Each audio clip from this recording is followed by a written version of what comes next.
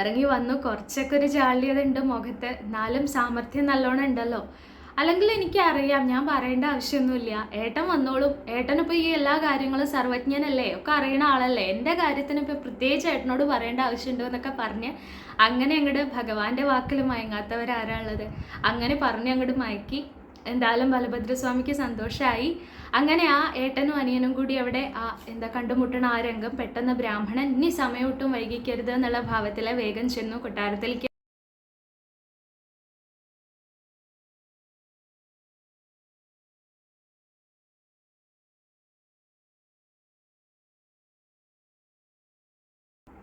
ഹരേ കൃഷ്ണ, എല്ലാവർക്കും നമസ്കാരം. നമ്മൾ കഴിഞ്ഞ ദശകത്തിലെ കഴിഞ്ഞ വ്യാഴാഴ്ച ആ ഭഗവാൻ പുറപ്പെട്ടിരിക്കണു ദ്വാരകയിൽ നിന്ന്. രുക്മിണി ദേവി കാത്തു നിൽക്കുകയാണ് ആ വിദർഭയിൽ. ഭഗവാൻ എപ്പോഴാണ് വരിക എന്ന് വിചാരിച്ചും കൊണ്ട് കാത്തു നിൽക്കുകയാണ് എന്ന് പറഞ്ഞിട്ടാണ് നിർത്തിയത്. അപ്പോൾ ഇനി നമുക്ക് ഒട്ടും വൈകിക്കേണ്ട ആ രുക്മിണിയെ ഭഗവാൻ സ്വീകരിച്ച ആ കഥ, അതിലേക്ക് നമുക്ക് കടക്കാം. 79ാമത്തെ ദശകമാണെന്ന് സമർപ്പിക്കുന്നത്. എല്ലാ സജ്ജനങ്ങളും അനുഗ്രഹിക്കണമെന്ന് പ്രാർത്ഥിക്കുകയാണ്. അഖിലാനപരാധാന്മേ ക്ഷമസ്വ കരുണാനിധേ പ്രസീദ മദ്ഗുരോ നാഥ ജനകായ നമോ നമ. നിൽക്കട്ടെ പെറ്റുനോവിൻ കഥ, രുചി കുറയും കാലമേറും ചടപ്പും പൊയ്ക്കോട്ടെ. കൂട്ടിടേണ്ട മലമതിലൊരു കൊല്ലം കിടക്കും കിടപ്പും, നോക്കുമ്പോൾ ഗർഭമാകും വലിയ ചുമടെടുക്കുന്നതിൻ കൂലി പോലും. തീർക്കാവൽ എത്ര യോഗ്യൻ മകനും അതു നിലയ്ക്കുള്ളൊരമ്മേ തൊഴുന്നേൻ. വക്രതുണ്ട മഹാകായ സൂര്യകോടി സമപ്രഭ, നിർവിഘ്നം കുരു മേ ദേവ സർവകാര്യേഷു സർവദാ. ഗുരുവര കരുണാലേശമുണ്ടെന്നു വന്നാൽ ഒരുവനും ഒരു കാര്യം സാധ്യമല്ലാതെയുണ്ടോ. പരമതിലൊരു ദൈവം മറ്റെനിക്കില്ല പാർത്താൽ, പരമശിവനതാം ആചാര്യനെ കൈ തൊഴുന്നേൻ. ഓം ജനകായ നമ, ഓം ജനന്യേ നമ, ഓം ഗം ഗണപതയേ നമ, ഓം ഗും ഗുരുഭ്യോ നമ. പീതാംബരം കരവിരാജിത ശംഖചക്രകൗമോദകീ സരസിജം കരുണാസമുദ്രം രാധാസഹായം അതിസുന്ദരമന്ദഹാസം വാതാലയേശമനിശം ഹൃദി ഭാവയാമി. ഗുരുവായൂരപ്പ ശരണം. നമ്മൾ പറഞ്ഞു, രുക്മിണി ദേവി ആ വിദർഭയിൽ നിന്ന് തൻ്റെ വിവാഹം ശിശുപാലനുമായിട്ട് ജ്യേഷ്ഠൻ തീരുമാനിച്ചിരിക്കണമെന്ന് അറിഞ്ഞിട്ട് വളരെയധികം വ്യസനിച്ചും കൊണ്ട് ഒരു കത്ത്, ഒരു സന്ദേശം ഒരു ബ്രാഹ്മണൻ്റെ കയ്യിൽ എഴുതി കൊടുത്തു. അദ്ദേഹം ദ്വാരകയിൽ വന്ന് ഭഗവാന് ആ കത്ത് കൊടുത്തു. ആ ബ്രാഹ്മണൻ്റെ മുഖത്തിൽ നിന്ന് തന്നെ നമ്മൾ ആ കത്തിലെ എന്തൊക്കെയാണ് പറഞ്ഞിട്ടുള്ളത് എന്നൊക്കെ നമ്മൾ അറിഞ്ഞു. അങ്ങനെ രുക്മിണി ദേവിയുടെ ആഗ്രഹപ്രകാരം രാക്ഷസ വിധാനേന ദേവിയെ കൊണ്ടുവന്ന് ഇവിടെ ആ ദ്വാരകയിൽ വന്ന് വേള കഴിക്കാനായി കൊണ്ട് ഭഗവാൻ പുറപ്പെട്ടിരിക്കുന്നു എന്നാണ് പറഞ്ഞു നിർത്തിയത് നമ്മൾ. അങ്ങനെ ഭഗവാൻ ബ്രാഹ്മണൻ്റെ കൂടെ ദ്വാരകയിലേക്ക് എത്തി. അപ്പോൾ എന്ത് കാര്യം ഉണ്ടെങ്കിലും ജ്യേഷ്ഠനോട് പറഞ്ഞ് ചെയ്യുന്ന ആളാണ് ഭഗവാൻ. പക്ഷെ ഇക്കാര്യം മാത്രം മറന്നുപോയി എന്നാണ് പറയുക ആചാര്യന്മാർ. ആ ഒരു തിടുക്കത്തിലേ രുക്മിണിയുടെ കാത്തിക്കുകയാണ്. പിറ്റേ ദിവസം വിവാഹം തീരുമാനിച്ചതാണ്. അപ്പോൾ എത്രയും പെട്ടെന്ന് കാര്യങ്ങൾ ചെയ്യണ്ടേ. അപ്പോൾ ആ ഭക്തൻ്റെ അടുത്ത് എത്താൻ, അല്ലെങ്കിൽ ഭക്തരുടെ സഹായത്തിനെത്താൻ, രക്ഷയ്ക്കെത്താൻ വേണ്ടിയുള്ള തിടുക്കത്തിൽ ഭഗവാൻ താൻ സ്വതവേ ചെയ്യാറുള്ള ആ കാര്യങ്ങൾ തന്നെ മറന്നുപോയി എന്നാണ്. ജ്യേഷ്ഠനോട് പറഞ്ഞിട്ടില്ല. അങ്ങനെ ബലഭദ്രസ്വാമി ദ്വാരകയിൽ എന്തോ തിരക്കായിട്ട് പുറത്തു പോയതായിരുന്നു. അപ്പോഴാണ് വന്ന് ഇപ്പോൾ വിവരമൊക്കെ അറിഞ്ഞു. ആരോ ഇങ്ങനെ ഒരു ബ്രാഹ്മണൻ വന്നിരുന്നു, രുക്മിണിയുടെ വിവാഹം എന്നൊക്കെ പറയണ കേട്ടു, ഇവിടുന്ന് തകൃതിയിൽ ഓടി പോണത് കേട്ടു എന്ന് പറഞ്ഞു. അപ്പോൾ ഭഗവാന്റെ സ്വഭാവം നന്നായിട്ട് അറിയാം ജ്യേഷ്ഠന്.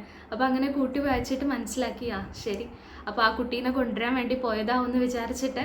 അപ്പോൾ എങ്ങനെയാണ് അവിടെ പോയി കഴിഞ്ഞാൽ വിവാഹം തീരുമാനിച്ചു വെച്ചിട്ടുള്ള കുട്ടിയാണ്. അപ്പോൾ അങ്ങനെ കൊണ്ടുവന്നു കഴിഞ്ഞാൽ തീർച്ചയായിട്ടും ആ കുട്ടിയുടെ ഭാഗത്തുനിന്ന് സൈന്യം യുദ്ധത്തിന് വരും അല്ലേ. അപ്പോൾ യുദ്ധത്തിന് ഇവനിങ്ങനെ ഒറ്റയ്ക്ക് പോയാൽ ശരിയാവുമോ? ശരിയാവില്ല. ഒരു ഉത്തരവാദിത്വം, ഒരു ചിന്ത, ഒരു മുൻകൂട്ടി ഒന്ന് ചിന്തിക്കുക, എന്തെങ്കിലുമൊക്കെ വേണ്ടേ എന്നുള്ള ഭാവത്തിൽ, അതൊക്കെ ആ ഏട്ടൻകാരനോരായ ഞാൻ തന്നെ വേണം എന്നുള്ള ഒരു ഭാവത്തിൽ വേഗം സൈന്യം, യാദവ സൈന്യം കൊണ്ട് അദ്ദേഹം അതെ ഭഗവാൻ എത്തുന്നതിന് മുൻപ് ജ്യേഷ്ഠൻ എത്തി എന്നാണ് വിദർഭയിലേക്ക്. ആ വിവാഹമൊക്കെ മംഗളം ആക്കിയിട്ട് അപകടമൊന്നും കൂടാണ്ടൊക്കെ ആക്കാൻ വേണ്ടിയിട്ട് എന്നുള്ള ഭാവത്തിൽ വന്ന് എത്തി. ഭഗവാൻ ഇവിടെ വന്ന് ഇറങ്ങിയ സമയത്ത് മുൻപിൽ അങ്ങോട്ട് കാണുകയാണ് ഏട്ടന്. അയ്യോ, അപ്പളാ ഓർമ്മ വന്നത്, ഏട്ടനോട് പറഞ്ഞിട്ടില്ല.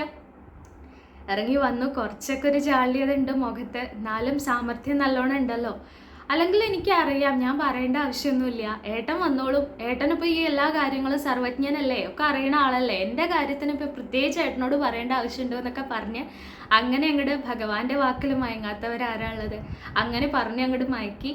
എന്തായാലും ബലഭദ്രസ്വാമിക്ക് സന്തോഷമായി. അങ്ങനെ ആ ഏട്ടനും അനിയനും കൂടി അവിടെ കണ്ടുമുട്ടണ ആ രംഗം പെട്ടെന്ന് ബ്രാഹ്മണൻ ഇനി സമയം ഒട്ടും വൈകിക്കരുത് എന്നുള്ള ഭാവത്തിൽ വേഗം ചെന്നു കൊട്ടാരത്തിലേക്ക്. അവിടെ ചെന്നിട്ട് ഭാഗവതത്തിൽ പറയും, ഇവിടെ രുക്മിണി ദേവിയോട് പറഞ്ഞു എന്നാണ് പറയുന്നത്. അവിടെ ഭാഗവതത്തിൽ പറയും ആദ്യം അച്ഛനമ്മമാരെ ആശ്വസിപ്പിച്ചു എന്നാണ്.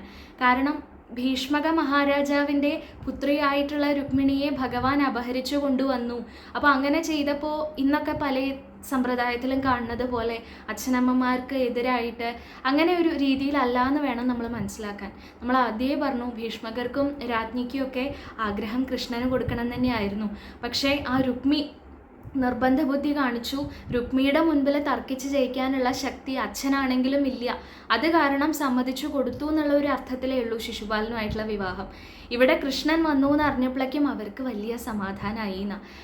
വന്നൂലോ, ആ കുട്ടിക്ക് വേണ്ട ആഗ്രഹം പോലെ തന്നെ നടന്നുല്ലോ അല്ലേ, അതിന് വിഷമം ഉണ്ടായില്ലല്ലോ എന്നുള്ള ഭാവത്തിലാണ് അവരത് സ്വീകരിച്ചത്. എന്തായാലും പിന്നെ രുക്മിണിയെ വന്ന് കാണുന്നു, പറയണു പേടിക്കേണ്ട, ഭഗവാൻ എത്തിയിട്ടുണ്ട്, കാര്യങ്ങളൊക്കെ ഞാൻ പറഞ്ഞിട്ടുണ്ട്, ഇനി ഒന്നുകൊണ്ടും പേടിക്കേണ്ട ആവശ്യമില്ല, പരിഭ്രമിക്കേണ്ട, ധൈര്യമായിട്ട് ഭഗവതിയെ തൊഴാൻ പോയിക്കോളൂ, പിന്നെ ബാക്കിയുള്ള കാര്യം ഭഗവതിയുടെ സഹോദരൻ നോക്കിക്കോളും എന്നുള്ള ഭാവത്തിൽ. എന്തായാലും അങ്ങനെ ആ രുക്മിണി വളരെയധികം സന്തോഷമായി. എന്താ ബ്രാഹ്മണന് കൊടുക്കുക അല്ലെ, ലക്ഷ്മി ദേവിയാണ്. ലക്ഷ്മി ദേവി എന്ന് പറഞ്ഞാൽ എന്താ, എല്ലാവിധ ഐശ്വര്യവും സമ്പത്തും ഒക്കെ അദ്ദേഹത്തിന് കൊടുക്കാൻ പ്രാപ്തിയുള്ള ആളാണ്. പക്ഷെ അതൊന്നും കൊടുക്കേണ്ട ആവശ്യമില്ല, അതിൻ്റെയൊക്കെ അനുഗ്രഹം അദ്ദേഹത്തിന് ഉണ്ടായി കഴിഞ്ഞിരിക്കണു. ഇനി എന്താ താൻ വേണ്ടത്? തൻ്റെ ആ ഗുരുവിൻ്റെ സ്ഥാനത്തല്ലേ, ഭഗവാനോട് അടുപ്പിക്കുന്ന ആള്, ഭഗവാന്റെ മാർഗം കാണിച്ചു തരുന്ന ആള് ആരോ, അദ്ദേഹമാണ് ഗുരു. അപ്പോൾ നമ്മളുടെ ജീവിതത്തിൽ വരുന്ന ആ പ്രതിസന്ധികളും ഗുരുക്കന്മാരെന്നെയാണ് ഒരർത്ഥത്തിൽ പറയുകയാണെങ്കിൽ.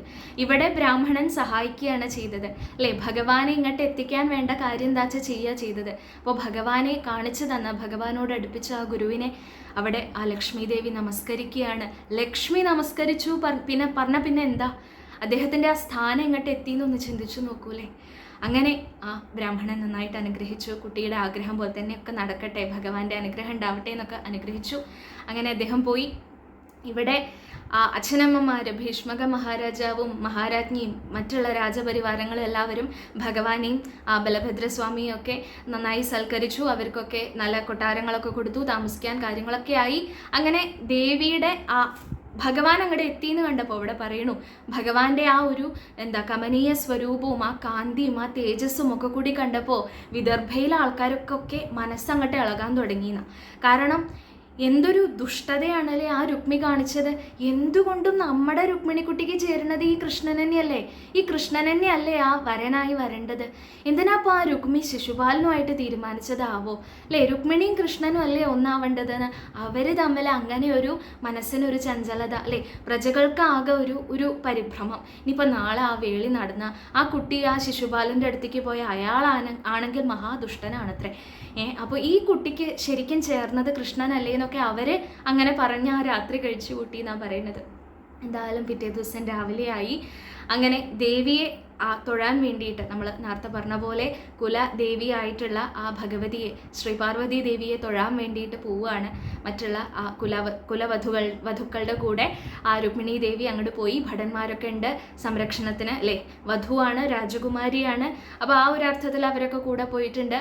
അങ്ങനെ അവിടെ ചെന്നിട്ട് ദേവിയോട് പ്രാർത്ഥിക്കുകയാണ്, അമ്മയുടെ അനുഗ്രഹം കൊണ്ട് ആ ബ്രാഹ്മണൻ്റെ അല്ലേ, അമ്മ കനിഞ്ഞപ്പോഴാണ് ആ ബ്രാഹ്മണൻ അവിടെ വരാൻ പറ്റിയതും. അങ്ങനെ ആ സന്ദേശം കൊണ്ടുപോയി. കൃഷ്ണൻ വന്നു എന്ന് കേട്ടു ഞാൻ. പക്ഷേ എന്നാലും ആ ഭഗവാൻ തൻ്റെ കരം അങ്ങോട്ട് പിടിക്കണ വരെ ഒരു പരിഭ്രമം തന്നെയാണ്, ഒരു വെപ്രാളം തന്നെയാണ്.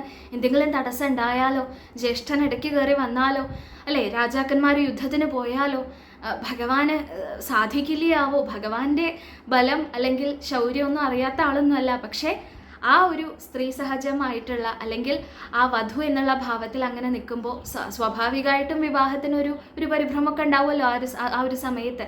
ആ ഒരു ഭാവത്തിൽ ആകമൊത്തം ആ ഒരു പരിഭ്രാന്തിയോടുകൂടി എന്നാൽ അമ്മയിൽ എല്ലാം സമർപ്പിച്ചും കൊണ്ട്, ഭഗവതിയിലെല്ലാം സമർപ്പിച്ചും കൊണ്ട് ആ കുട്ടി പ്രാർത്ഥിക്കുകയാണ്. ഭാഗവതത്തിലെ ആ പ്രസിദ്ധമായിട്ടുള്ള ശ്ലോകം, നമസ്യേ ത്വംബികേഭിക്ഷ്ണം സ്വസന്താനയുതാം ശിവാം ഭൂയാത് പതിർമേ ഭഗവാൻ കൃഷ്ണ തദനുമോദതാം. പറയാണ്, ആ ഭഗവാൻ കൃഷ്ണനെ തന്നെ ഞാൻ ആഗ്രഹിച്ചതുപോലെ എൻ്റെ പതിയായിട്ട് എനിക്ക് ലഭിക്കണേ. പതിയായിട്ടെന്ന് പറയുമ്പോൾ ആ ഗോപികമാർ പറഞ്ഞ അതേ വാക്ക് ഇവിടെ പ്രതിഫലിക്കുന്നത് പോലെ തോന്നും. പതി എന്ന് പറഞ്ഞാൽ എന്താ? രക്ഷകൻ എന്നാണ് അർത്ഥം, നമ്മളെ പരിപാലിക്കുന്നവൻ എന്നാണ് അർത്ഥം. നമ്മൾക്ക് എന്ത് കാര്യവും ധൈര്യമായിട്ട് സമർപ്പിക്കാൻ പറ്റണ ഒരാൾ അല്ലേ, ആ ഒരു ഭാവത്തിലാണ്. അപ്പോൾ എല്ലാവരെയും സംബന്ധിച്ച്, ഗോപികമാരെ സംബന്ധിച്ചോ രുക്മിണിയെ സംബന്ധിച്ചോ, അല്ലെങ്കിൽ ഇനി സ്ത്രീകൾ മാത്രം ഈ മന്ത്രം അല്ലെങ്കിൽ ശ്ലോകം ചൊല്ലാം അങ്ങനെയൊന്നുമില്ല. ശരിക്കും എല്ലാവരുടെയും പതി ആ ഭഗവാൻ തന്നെയല്ലേ, എല്ലാവരെയും പരിപാലിക്കുന്ന ആളാ ഭഗവാൻ തന്നെയല്ലേ. അപ്പോൾ ആ ഒരു അർത്ഥത്തിൽ ഭഗവാന്റെ ആ ഒരു രക്ഷ, ഭഗവാന്റെ ആ ഒരു കൂട്ട് അല്ലേ, എന്ത് ഉണ്ടായാലും ശരി ഭഗവാൻ എൻ്റെ കൂടെ ഉണ്ട് എന്നുള്ള ആ ഒരു ഭാവത്തിലേക്ക് എത്താൻ സാധിക്കുക, അത് തന്നെയാണ് ഭഗവാനെ പതിയായി കിട്ടുക എന്നുള്ളതിൻ്റെ അർത്ഥം. ഇവിടെ ആ രുക്മിണി ദേവി ആഗ്രഹിക്കുകയാണ്, ഞാൻ പ്രാർത്ഥിച്ചതുപോലെ സാധിക്കണേ അമ്മേ. അമ്മ അല്ലേ, ദാമ്പത്യത്തിന് എന്താണ് പറയുക, ഉമാമഹേശ്വരന്മാരെ വന്ദിക്കണം എന്നല്ലേ പറയുക. അമ്മ ആ മഹേശ്വരനോടുകൂടി ചേർന്നിരിക്കുന്നത് പോലെ എനിക്കും സാധിക്കണേ ഭഗവാന്റെ കൂടെ ആ പത്നി ഭാവം സ്വീകരിച്ചും കൊണ്ട് അലങ്കരിച്ചും കൊണ്ട് എനിക്കും നിൽക്കാൻ സാധിക്കണേ. എനിക്കും നല്ല ദാമ്പത്യം തരണേ, എനിക്കും മംഗളം അമ്മ പ്രദാനം ചെയ്തു തരണേ എന്ന് പ്രാർത്ഥിച്ചും കൊണ്ട് അവിടെ നിന്ന് ഇറങ്ങിയെന്നാണ് ഇവിടെ പറയും. വളരെയധികം സന്തോഷമായി. മഹാദേവനായാലും ശരി, ആ പാർവതീദേവിക്കായാലും ശരി, സപരിവാരം അനുഗ്രഹിച്ചു എന്നാ പറയുക രുക്മിണി. പിന്നെ എങ്ങനെയാലേ രുക്മിണിക്ക് പിന്നെ എന്താ തടസ്സങ്ങൾ ഉണ്ടാവുക, എങ്ങനെയാ വിഘ്നങ്ങൾ ഉണ്ടാവുക, എങ്ങനെയാ ഭഗവാന്റെ അടുത്തേക്ക് എത്താതിരിക്കാൻ പറ്റുക? ഇതാണ് വീണ്ടും തെളിവ് കാണിച്ചു തരികയാണ്. ഭഗവാനെ ആഗ്രഹിക്കണം, ഭഗവാനെ ആരാധിക്കണ ആൾക്കാർ ഭഗവതിയെ ആരാധിക്കൂ, ഭഗവതിയെ തൊഴൂ.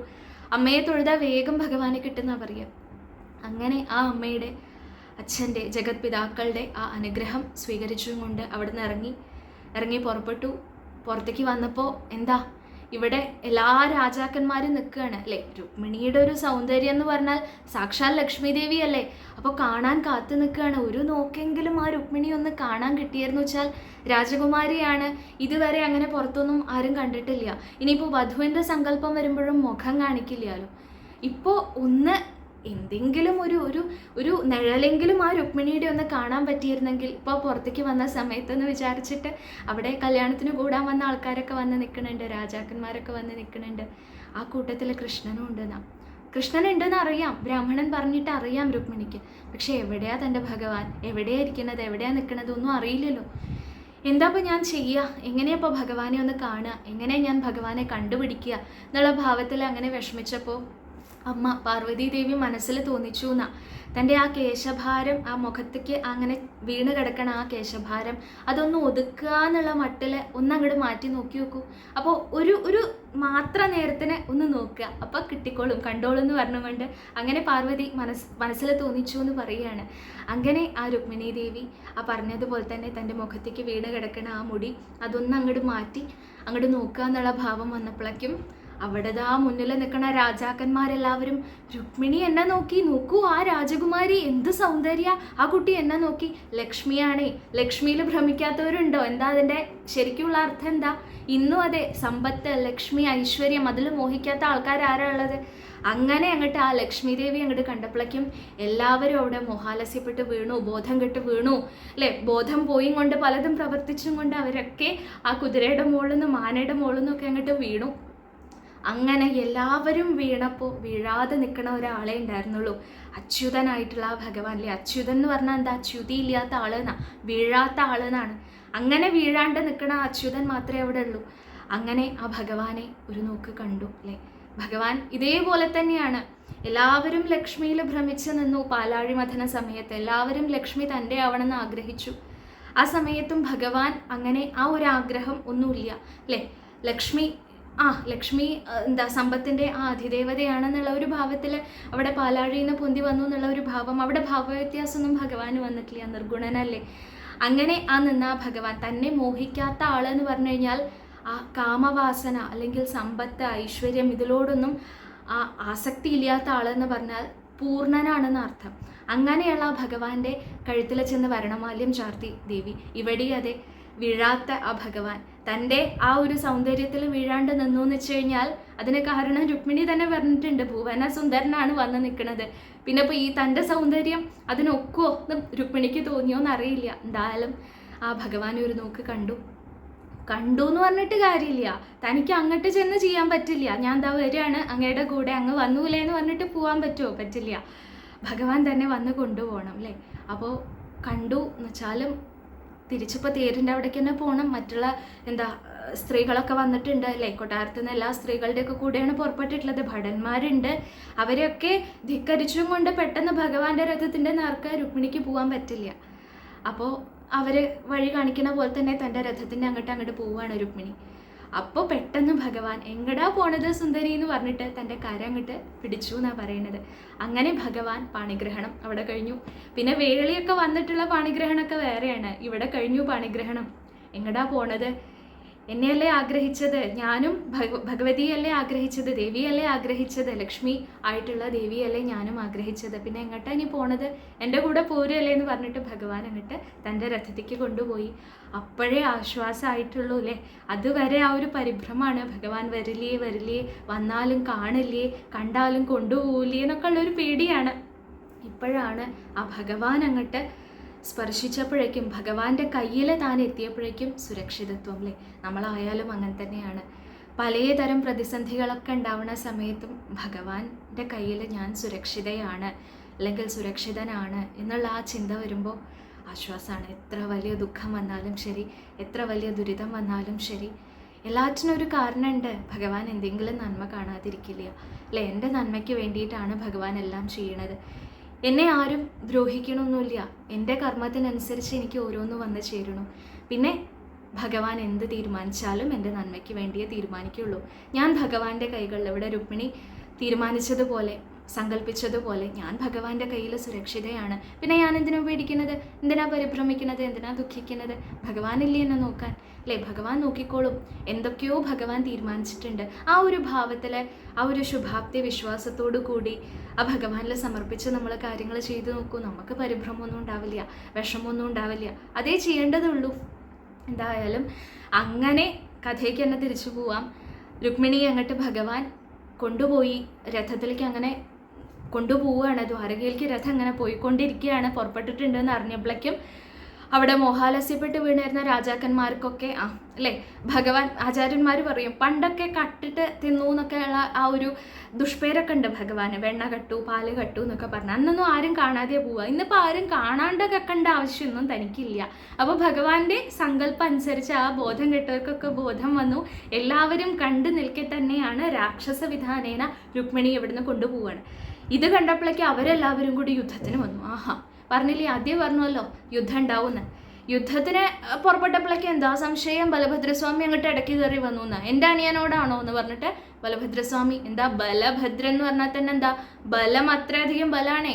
അദ്ദേഹത്തിൻ്റെ എതിരൊന്നും ആർക്കും നിൽക്കാൻ പറ്റില്ല. ആ കലപ്പയും ഒലക്കയും കൊണ്ട് അങ്ങോട്ട് വന്ന് നിന്നപ്പോഴേക്കും നിന്നവർക്കൊക്കെ കിട്ടി, അല്ലാത്തവരൊക്കെ ഓടി. എന്താ പറയുക, ആ ഒരു ഭാവത്തിൽ അവിടെ നിന്നൊരു വിളംബരം ഉണ്ടായി എന്നാ. എൻ്റെ അനുജൻ രുക്മിണിയെയും കൊണ്ട് പോയിട്ടുണ്ട്. ആ കുട്ടിയുടെ അച്ഛനമ്മമാരുടെ ആ ഒരു അനുഗ്രഹത്തോടു കൂടി തന്നെ, ഇനിയിപ്പോൾ അതാരും തെറ്റിദ്ധരിക്കുകയൊന്നും വേണ്ട. കൃഷ്ണനെ പൂർണ്ണ മനസ്സോടുകൂടി കൃഷ്ണന് കൊടുക്കാന്നുള്ള ഒരു സങ്കല്പത്തോടു കൂടി തന്നെയാണ് അച്ഛനമ്മമാരുണ്ടായിട്ടുള്ളത്. അപ്പോൾ അതൊരു സംശയമൊന്നും ആർക്കും വേണ്ട. എന്തായാലും ആ കുട്ടിയുടെ ആഗ്രഹ പ്രകാരം ഭഗവാൻ കൊണ്ടുപോയി, എൻ്റെ അനുജൻ കൊണ്ടുപോയിട്ടുണ്ട്. ദ്വാരകയിൽ വെച്ച് ഗംഭീരമായിട്ട് വേളയുണ്ട്. അപ്പോൾ ആചാര്യന്മാർ പറയും അല്ലേ, സദ്യ വേണമെന്ന് ആഗ്രഹമുള്ളവർക്ക് ദ്വാരകയ്ക്ക് വരാം, സദ്യവും മുക്തി വേണമെന്ന് ആഗ്രഹമുള്ളവർക്ക് എൻ്റെ അടുത്തേക്ക് വരാം, ഞാൻ തരാം മുക്തി എന്നുള്ള ഭാവത്തിൽ. പിന്നെ ആർക്കാ നിൽക്കാൻ പറ്റുക, ആർക്കും നിൽക്കാൻ പറ്റില്ല. ശിശുപാലനടക്കം അതെ ആദ്യമൊക്കെ പുറപ്പെട്ടു. പക്ഷേ പിന്നെ ജരാസന്ധനും ശിശുപാലനും ഒക്കെ നല്ലോണം കിട്ടി ബലഭദ്രസ്വാമിയുടെ അടുത്തുനിന്ന്. അങ്ങനെ അവിടുന്ന് ഓടിപ്പോന്നു. അല്ലാണ്ട് എന്താ ചെയ്യാൻ പറ്റുക. രുക്മി ഇതറിഞ്ഞിട്ട് വലിയ വിഷമായി അല്ലേ. താൻ തീരുമാനിച്ചതായിരുന്നു ശിശുപാലന് കൊടുക്കണമെന്ന്. തൻ്റെ അനുജത്തിയാണ്. ഞാൻ ആ കൃഷ്ണനെ കൊല്ലാണ്ട് ഇനി ഈ കുണ്ടിനപുരിയിലേക്ക്, വിദർഭയിലേക്ക്, രാജധാനിയിലേക്ക് വരില്ല എന്ന് പറഞ്ഞിട്ട് സത്യം ചെയ്യുകയൊക്കെ ചെയ്തു അത്ര. അങ്ങനെ അയാൾ പുറപ്പെട്ടു. ഭഗവാന്റെ രഥത്തിൻ്റെ നേരെ വന്നു. എന്നിട്ട് യുദ്ധത്തിന് പുറപ്പെട്ടപ്പോൾ ഭഗവാൻ ആദ്യമൊന്നും ഗൗനിച്ചില്ല എന്നാ, പോട്ടെ സാരമില്ല, ഭാര്യയുടെ ജ്യേഷ്ഠനാണ്, എന്തിനാ അപ്പോൾ വെറുതെ യുദ്ധത്തിനൊക്കെ പോണത്. ഭഗവാൻ രഥം ഇങ്ങനെ ഓടിച്ചു പോവാണ്, ഇയാള് പിന്നെയും സ്വൈരം തരാണ്ട് യുദ്ധത്തിന് പുറപ്പെടുക. അപ്പം എന്നാ ഭഗവാൻ വിചാരിച്ചു ഒന്ന് ആയിക്കോട്ടെ എന്ന് വിചാരിച്ച് ഭഗവാൻ ആയുധം കൊണ്ട് എടുത്തപ്പോൾ രുക്മിണി പെട്ടെന്ന് കാൽക്കൽ വീണു. അരുതേ, എൻ്റെ ജ്യേഷ്ഠനാണ് അല്ലേ, അബദ്ധം പറ്റിയതാണ്, ബുദ്ധിയില്ലാത്തതുകൊണ്ടാണ്, അതൊരു തെറ്റൊന്നും അല്ലല്ലോ, അപ്പോൾ അത് കാരണം വധിക്കരുതേ എന്ന് പറഞ്ഞപ്പോൾ രുക്മിണിക്ക് വിഷമാവണ്ട അല്ലേ, തന്നെ ആശ്രയിക്കുന്നത് ഏത് രീതിയിലാണോ അവരെ അങ്ങനെ അനുഗ്രഹിക്കുക എന്നാണ് ഭഗവാന്റെ ഒരു സ്വഭാവം. അപ്പോൾ ഇവിടെ രുക്മിണി ആഗ്രഹിക്കുന്നത് അങ്ങനെ ആയിക്കോട്ടെ, എന്തായാലും എടുത്ത ആയുധം വെറുതെ ആവില്ല, വിഫലാവില്ല. ആ ആയുധം പോയി അദ്ദേഹത്തിന്റെ തലമുടിയുടെ ഒരു ഭാഗം, മീശയുടെ ഒരു ഭാഗം അല്ലേ, അങ്ങനെ ഒരു വിരൂപനാക്കി തീർത്തു എന്ന് മാത്രം. എന്തായാലും അപമാനിതനായി അവിടെ. അങ്ങനെ പിന്നെ അദ്ദേഹം ആ രാജധാനിക്ക് പോയില്ല എന്നും പറയുന്നു. എന്തായാലും അപ്പോഴേക്കും ബലഭദ്രസ്വാമി അങ്ങോട്ട് വന്നു. അങ്ങനെ എന്നിട്ട് വന്നിട്ട് കൃഷ്ണനെ കുറെ ഉപദേശിച്ചു. ഇങ്ങനെയൊക്കെ ചെയ്യാൻ പാടുമോ, അദ്ദേഹം നമ്മുടെ ബന്ധുവല്ല, ഇനിയിപ്പോൾ ഭാര്യയുടെ സഹോദരൻ എന്ന് പറഞ്ഞു കഴിഞ്ഞാൽ ബന്ധുവല്ല, ഇങ്ങനെയൊക്കെയാണോ, അപമാനിക്കുകയാണോ ചെയ്യാന്നൊക്കെ പറഞ്ഞ് കുറച്ച് ഗുണദോഷമൊക്കെ ഉണ്ടായി അവിടുന്ന്. എന്തായാലും പിന്നെ രുക്മിണിയെ ആശ്വസിപ്പിച്ചു, ഒന്നുകൊണ്ടും പേടിക്കേണ്ട കേട്ടോ, കൃഷ്ണൻ ഇങ്ങനെ കുറച്ച് എടുത്തുചാട്ടൊക്കെ ഉണ്ടെന്നേ ഉള്ളൂ, അപ്പോൾ അതൊന്നും കുട്ടി വിഷമിക്കേണ്ട എന്നൊക്കെ പറഞ്ഞിട്ട് ആ ഒരു ജ്യേഷ്ഠൻ്റെ സ്ഥാനത്ത് നിന്നും കൊണ്ട് ആ രുക്മിണി അവിടെ നല്ലോണം ആശ്വസിപ്പിച്ചു, അനുഗ്രഹിച്ചു. ആ ജ്യേഷ്ഠൻ ആ കുട്ടിയുടെ തലയിൽ കൈവച്ചും കൊണ്ട് അവിടെ അനുഗ്രഹിക്കുകയാണ്. സ്വസ്ഥാഭവ, ഒന്നുകൊണ്ടും പേടിക്കേണ്ട, സ്വസ്ഥമായിട്ടിരിക്കൂ, സ്വൈര്യമായിട്ടിരിക്കൂ, സമാധാനമായിട്ടിരിക്കൂ എന്ന് പറഞ്ഞിട്ട് നോക്കൂ, അങ്ങനെ ഒരു ജ്യേഷ്ഠനെ അല്ലേ വേണ്ടത് അല്ലേ, അങ്ങനെ ഒരു കുടുംബത്തിനെ അല്ലേ വേണ്ടത്. ഒരു കുട്ടി അങ്ങനെ വിവാഹം കഴിച്ച് ചെല്ലണ സമയത്ത് അങ്ങനെ ഒരു കുടുംബമാകുമ്പോൾ എന്തൊരു ആശ്വാസം ആ കുട്ടിക്ക്. ഇവിടെ ബലഭദ്രസ്വാമി അതിൻ്റെ ഒരു ഉദാഹരണം കാണിച്ചു തരികയാണ്. കൃഷ്ണനെ ശകാരിച്ചു എന്നുണ്ടെങ്കിലും ആ കുട്ടിയെ സമാശ്വസിപ്പിച്ചും കൊണ്ട് അനുഗ്രഹിച്ചും കൊണ്ട് തിരിച്ചുപോയി എന്നാണ് പറയുന്നത്.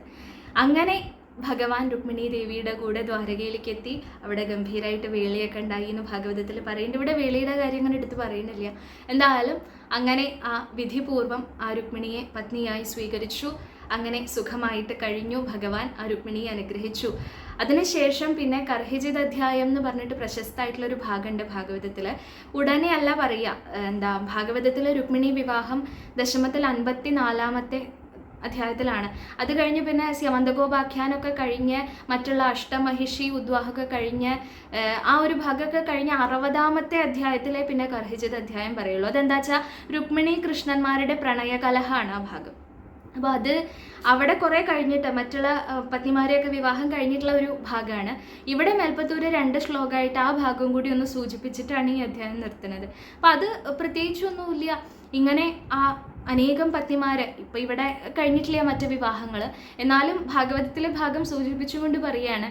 പലർക്കും തോന്നിയായിരുന്നു എങ്ങനെയാണ് ഭഗവാൻ അല്ലെ ഗാർഹസ്ഥ്യം ദാമ്പത്യം സുഗമമായിട്ട് എങ്ങനെയാണ് കൊണ്ട് നടന്നിരുന്നത് എന്നുള്ള ഒരു കാരണം ഇത്രയധികം പത്നിമാരാണ്. അപ്പോൾ അവർക്ക് ആർക്കും പക്ഷേ തോന്നിയിരുന്നില്ല ഭഗവാൻ തന്നോട് മാത്രമാണ് ഒരു പ്രത്യേക സ്നേഹം, അല്ലെങ്കിൽ തനിക്കൊരു കേമത്തുണ്ട് അല്ലെ, രുക്മിണിക്ക് താൻ പട്ടമഹിഷിയാണ്, ആദ്യത്തെ പത്നിയാണ്, മഹാരാജ്ഞിയാണ്, അങ്ങനെയുള്ള ഒരു ഭാവമൊന്നും ആർക്കും ഉണ്ടായിരുന്നില്ല. എല്ലാവരും സമന്മാരായിരുന്നു ഭഗവാന്റെ മുൻപിൽ. അവർക്കും അതേ പരസ്പരം ഒരു മാത്സര്യമൊന്നും ഉണ്ടായിരുന്നില്ല എന്ന് കാണിക്കുകയാണ്. ഭഗവാനെ സേവിക്കുക എന്നുള്ള ഒരു ഭാവത്തിലായിരുന്നു. അങ്ങനെ എന്നാൽ ഭഗവാനായിട്ട് തന്നെ ഇപ്പോൾ രുക്മിണിയുടെ ഈ ഒരു ഭാഗം കർഹിജിത് അധ്യായം പറയുമ്പോൾ പറയും രുക്മിണിയെ ഒന്ന് പരീക്ഷിക്കാൻ എന്നുള്ള മട്ടിലാണോ എന്ന് തോന്നും ഭഗവാൻ ഇവിടെ കുറച്ചൊന്ന് വിഷമിപ്പിക്കണ രീതിയിൽ പറഞ്ഞു എന്നാണ്. എന്തിനാണ് രുക്മിണിയോട് ഒക്കുമോ ഞാൻ, ഒരു കാര്യത്തിലും രുക്മിണിയായിട്ട് ഒക്കില്ല ഞാൻ, സൗന്ദര്യത്തിൻ്റെ കാര്യത്തിലായാലും സമ്പത്തിൻ്റെ കാര്യത്തിലായാലും ബന്ധുബലത്തിൻ്റെ കാര്യത്തിലായാലും ഒന്നിലും അതെ ഞാൻ ഒക്കില്ല. പിന്നെ എന്തിനാ രുക്മിണി എൻ്റെ കൂടെ ഇറങ്ങി പോകുന്നത്? ആ ശിശുപാലൻ ഇപ്പോഴും വിവാഹം കഴിഞ്ഞിട്ടില്ല ആണ് കേട്ടോ കേട്ടത്. അപ്പോൾ രുക്മിണിക്ക് വേണമെച്ചാൽ ഇപ്പോഴും പോവാം, സമയം വൈകിട്ടൊന്നുമില്ല എന്നുള്ള ഒരു ഭാവത്തിൽ പറഞ്ഞപ്പോഴേക്കും രുക്മിണി അവിടെ ആകെ വിഷമിക്കണു. അങ്ങനെ അവിടെ കുഴഞ്ഞു വീണു എന്നാണ് പറയുക ഭാഗവതത്തിൽ. അപ്പോഴേക്കും ഭഗവാൻ ചതുർബാഹുക സ്വരൂപത്തിൽ 4 കൈകളോടുകൂടി എടുത്തു. എന്നിട്ട് ആ രുക്മിണിയെ ആശ്വസിപ്പിച്ചു. അങ്ങനെ ആശ്വസിപ്പിച്ചപ്പോൾ മനസ്സിലായി ഭഗവാൻ തന്നെ ഉപേക്ഷിക്കാൻ വേണ്ടി പറഞ്ഞതല്ല, കളിപ്പിക്കാൻ വേണ്ടി പറഞ്ഞതാ, താനൊന്ന് ദേഷ്യപ്പെട്ട് കാണാൻ വേണ്ടി പറഞ്ഞതാ. പിന്നെ രുക്മിണിയുടെ കുറേ ഒരു മറുപടി ഉണ്ട് അവിടെ. ഇല്ല ഞാൻ ഒക്കില്ല. എങ്ങനെ ഒക്കുക? അങ്ങ് നിർഗുണ സ്വരൂപനാണല്ലേ, അങ്ങ് ഈ ലോകത്തിൻ്റെ മുഴുവൻ ആ ആധാരഭൂതനായിട്ട് നിൽക്കുന്ന ആളാണ്. ഞാനാരാ? ഞാൻ വെറും ഒരു സാധ്വി അല്ലേ, ഒരു ഭക്ത എന്നുള്ള ഭാവമല്ലേ എനിക്കുള്ളൂ. പിന്നെ എങ്ങനെയാ ഒക്കുക? ആ ഭഗവാൻ പറഞ്ഞത് എന്തോ അതിനെ തിരിച്ച് അതേ രീതിയിൽ തന്നെ കൗണ്ടർ ചെയ്തും കൊണ്ട് രുക്മിണി പറയുന്ന കുറേ ഭാഗങ്ങളൊക്കെ ഉണ്ട്. ഭാഗവതത്തിൽ അത് വിസ്തരിച്ച് പറയുമ്പോൾ നല്ല രസമാണ്. ഇവിടെ അത് വെറുതെ സൂചിപ്പിച്ച് പോണേ ഉള്ളൂ. അതുകൊണ്ടാണ് അതിലേക്ക് കാര്യമായിട്ട് കിടക്കാത്തത്. പിന്നെ എപ്പോഴെങ്കിലും ഒരു സാഹചര്യത്തിൽ പറ്റിച്ചാൽ നമുക്കത് വിസ്തരിച്ച് പറയാം. എന്തായാലും അങ്ങനെ ഇടയ്ക്ക് ഒരു രീതിയിൽ അല്ലേ, ഒരു ദാമ്പത്യമൊക്കെ ആകുമ്പോൾ അങ്ങനെയൊക്കെ വേണ്ടേ എന്നുള്ള ഭാവത്തിൽ ഭഗവാൻ അങ്ങനെ ഒരു പ്രണയകലഹവും കൂടി അതിൽ ചേർത്തിട്ടുണ്ടെന്നാണ് പറയുക. ആ ഭാഗമൊക്കെ നമ്മൾ നന്നായിട്ട് മനസ്സിലാക്കുകയാണെങ്കിൽ സൈക്കോളജി മനസ്സിലാക്കാൻ പറ്റും എന്നൊക്കെയാണ് പറയുക. എന്തായാലും അങ്ങനെ ആ രുക്മിണിയെ സന്തോഷിപ്പിച്ചും കൊണ്ട്, രുക്മിണിയെ അനുഗ്രഹിച്ചും കൊണ്ട് ലക്ഷ്മി ദേവിയോടുകൂടി ഭഗവാൻ ആ ദ്വാരകയിൽ ശോഭിച്ചു എന്ന് പറയുകയാണ് അല്ലേ. ആചാര്യന്മാർ പറയും ഈ ഒരു ഭാവം വരെ കൃഷ്ണനെ വരുള്ളൂ, ഇപ്പോഴാണ് ശ്രീകൃഷ്ണനായത് അല്ലേ. ശ്രീ കൂടിയത് ഇപ്പോഴാണ്, ശ്രീ കൂടെ കൂടിയത് ഇപ്പോഴാണ്. അങ്ങനെ ആ രുക്മിണി ദേവി അവിടെ ഭഗവാന്റെ കൂടെ ആ ദ്വാരകയിൽ എല്ലാവരെയും അനുഗ്രഹിച്ചും കൊണ്ട് അവിടെ വർത്തിച്ചു. ഭഗവാന്റെ ഈ കഥകളൊക്കെ ഇത്ര സരസമായിട്ടുള്ള, രസകരമായിട്ടുള്ള അല്ലേ, ഭക്തന്മാർക്ക് ആനന്ദം പ്രദാനം ചെയ്യണ ഈ കഥകൾ പറയണ എൻ്റെ ആ രോഗങ്ങളും അതെ ഭഗവാനെ മാറ്റി തരണേന്ന് പ്രാർത്ഥിച്ചും കൊണ്ടാണ് മേൽപ്പത്തൂരി ഈ ദശകം സമർപ്പിക്കുന്നത്. വളരെയധികം സന്തോഷമുണ്ട് ഭഗവാന്റെ ഈ വിവാഹ കഥ പറയാൻ സാധിച്ചതിൽ. ഇനി അനേകം കഥകളുണ്ട് കേട്ടോ വിവാഹത്തിൻ്റെ, പക്ഷെ പ്രധാനമായിട്ട് പറയുക ഈ ആദ്യത്തെ വിവാഹത്തിൻ്റെ ആണല്ലോ. അപ്പോൾ ഈ ഒരു ഭാഗം വരെ എത്താൻ സാധിച്ചത് ഭഗവാന്റെ കാരുണ്യമാണ്, സജ്ജനങ്ങളുടെ അനുഗ്രഹമാണ്. 79ാമത്തെ ദശകമാണ് ഇപ്പം ഇന്ന് നമ്മൾ സമർപ്പിക്കുന്നത്. നാരായണീയത്തിലെ ഈ ഒരു അർച്ചന നമ്മൾ 2 വർഷം മുൻപ് ഏകദേശം തുടങ്ങിയ പലമേ വൈകുണ്ഠ എന്ന് പറയുന്ന അർച്ചന അതിൻ്റെ അവസാനത്തേക്ക് എത്താറായി എന്ന് വേണം മനസ്സിലാക്കാൻ അല്ലേ. രുക്മിണി സ്വയംവരമൊക്കെ ആകുമ്പോഴേക്കും നാരായണീയം കഴിയാനായി എന്നാണ് പറയുക. ഇനിയിപ്പോൾ വലിയൊരു പ്രധാനമായിട്ട് ഭക്തന്മാർക്ക് ഇഷ്ടപ്പെട്ട ഒരു ഭാഗം എന്ന് പറയുന്നത് ഇനിയിപ്പോൾ കുചേലോപാഖ്യാനാണ് വരാനുള്ളത്. അങ്ങനെ ആ നാരായണീയം അവസാനിക്കാറായി എന്നർത്ഥം. എന്തായാലും എല്ലാം മംഗളാവട്ടെ. ഇനിയുള്ള ഭാഗങ്ങളും ഭഗവാന്റെ കാൽക്കൽ ഭംഗിയായിട്ട് സമർപ്പിക്കാറാവട്ടെ. ഇന്നത്തെ അധ്യായം ഭഗവാന്റെ കാൽക്കൽ നമുക്ക് ചൊല്ലി സമർപ്പിക്കാം. ഹരേ ഓം നമോ ഭഗവതേ വാസുദേവായ. ഓം നമോ നാരായണായ. ബലസമേത ബലാനുഗതോ ഭവാൻ പുരമഗാഹത ഭീഷ്മകമാനിത ദ്വിജസുതം ത്വദുപാഗമവാദിനം ധൃതരസാ തരസാ പ്രണനാമസാ.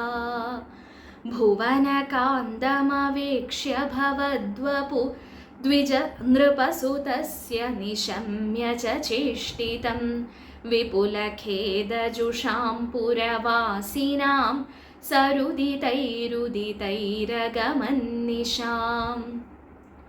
തദനുവന്ദിതുമിന്ദുമുഖീ ശിവാം വിഹിതമംഗളഭൂഷണഭാസുരാ നിരഗമദ്ഭവദർപ്പിതജീവിതാ സ്വപുരതഃ പുരതഃ സുഭടാവൃതാ. കുലവധൂഭിരുപേത്യ കുമാരികാ ഗിരിസുതാം പരിപൂജ്യ ച സാദരം മുഹുരയാചത തത്പദപങ്കജേ നിപതിതാ പതിതാം തവ കേവലം. സമവലോകകുതൂഹലസങ്കുലേ നൃപകുലേ നിഭൃതം ത്വയി ച സ്ഥിതേ. നൃപസുതാ നിരഗാദ്ഗിരിജാലയാത് സുരുചിരം രുചിരഞ്ജിതദിക്മുഖാം. ഭുവനമോഹനരൂപരുചാതയാ വിവശിതാഖിലരാജകദംബയാ. ത്വമപി ദേവ കടാക്ഷവിമോക്ഷണൈ പ്രമദയാ മദയാഞ്ച കൃഷേമനാക്. ക്വനു ഗമിഷ്യസി ചന്ദ്രമുഖീതി താം സരസമേത്യകരേണ ഹരൻ ക്ഷണാത്. സമധിരോപ്യരഥം ത്വമപാഹൃതാ ഭുവി തതോ വിതതോ നിനദോദ്വിഷാം. ക്വനു ഗതഃ പശുപാല ഇതി ക്രുധാ കൃതരണായദുഭിശ്ച ജിതാ നൃപാ.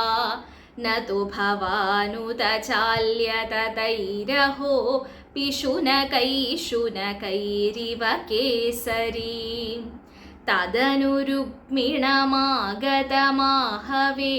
വധമുപേക്ഷ്യ നിബധ്യ വിരൂപയൻ ഹൃതമദം പരിമുച്യ ബലോക്തിഭിः പുരമയാ രമയാ സഹ കാന്തയാം നവസമാഗമലജ്ജിതമാനസാം പ്രണയകൗതുകജൃംഭിതമന്മഥാം അരമയ ഖലു നാഥ യഥാ സുഖം രഹസിതാം ഹസിതാം ശൂലസന്മുഖീം വിവിധനർമ്മഭിരേവ മഹർനിശം പ്രമദമാകലയൻ പുനരേകദാ ഋജുമതേ കില വക്രഗിരാ ഭവാൻ വരദനോരദനോദതി ലോലതാം തദധികൈരഥലാളന കൗശലൈ പ്രണയിനീമധികം സുഖയന്നിമാം അയി മുകുന്ദ ഭവച്ചരിതാനിന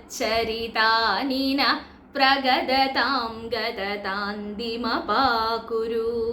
ഗുരുവായൂരപ്പാ ശരണം.